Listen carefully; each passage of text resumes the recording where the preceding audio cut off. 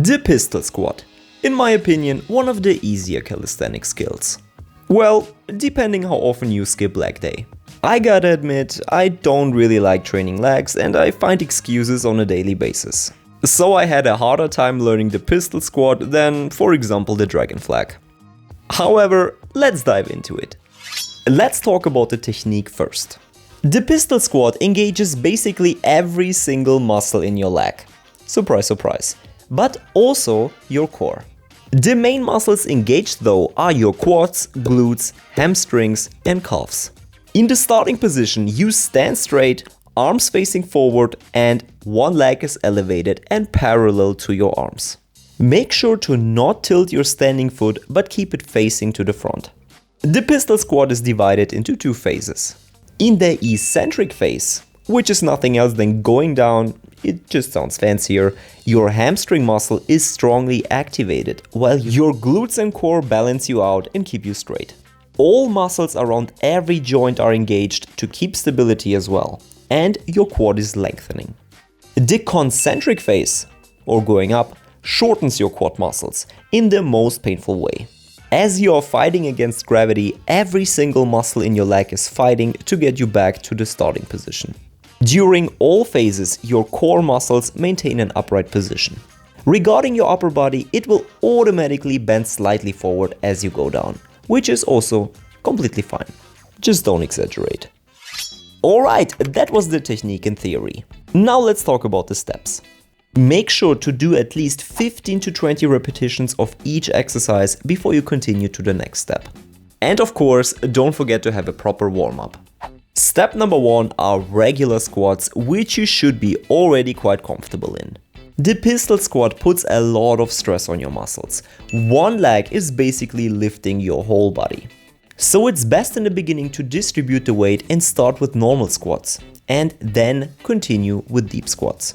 Try to already get used to a proper upper body form. That might come handy later.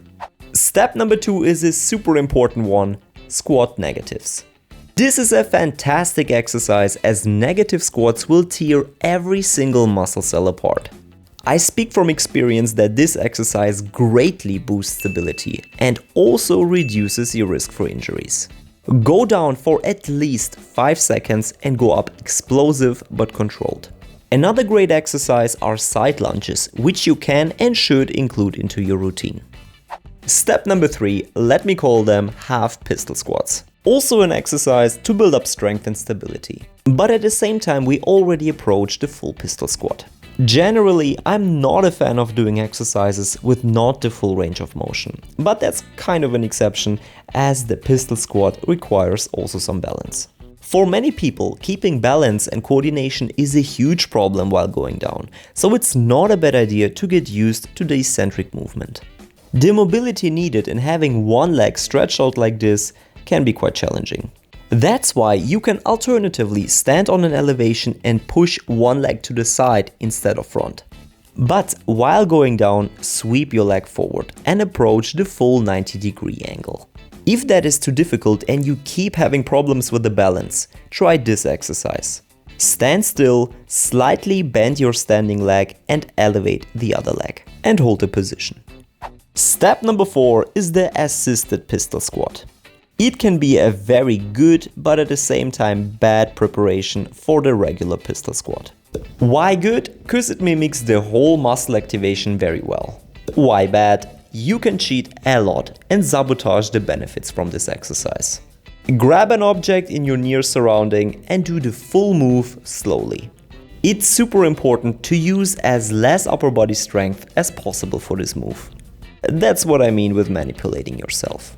You can also combine step 3 and step 4. For example, you go down unassisted and go up assisted. You will know better what works best for you. Finally, the last step, the pistol squat itself. At that point, if you have done the previous exercises carefully, this shouldn't be a big problem anymore. Go down slowly, but push up explosively as soon as you hit the lowest point. The more you progress and the stronger your legs get, the slower you will be able to go up. In a perfect pistol squat, you go down for, let's say 3 to 5 seconds, you keep the position at the bottom for a couple of seconds, and then you push up fast but not so that it looks like you don't have control in what you're doing. After being able to do roughly 10 pistol squats with that form, you can proudly say that you mastered this move. Finally, some tips and tricks. Tip number 1: stretch. As you probably noticed during the exercises, mobility is super important. The better your stretch, the easier the move. Tip number 2: always add variations and additional exercises to the steps. Never do only one exercise, that's also quite boring. Always add a little bit of fun into it. From split squat to shrimp squat, there are thousands of other ways. And tip number 3: use a counterweight. A pistol squat is usually pulling you back a lot as the weight is focused on one side of your body. A counterweight though will help you enormously with the balance. And not so good thing about the pistol squat is that it might take additional weight to build muscle mass, especially for more advanced athletes. As I already said, mobility is also a limiting factor many people struggle with. Same with the balance, of course. Nevertheless, the good thing about this move is that it doesn't need any equipment. It's challenging, improves coordination, balance and mobility, and it looks quite cool. And of course, it's a prerequisite for more advanced skills, if you're willing to learn them. I hope you enjoyed the tutorial, guys, and that it will help you in learning the pistol squat. Make sure to subscribe for more tutorials and tips and tricks. Wish you all the best, stay healthy, and see you next time.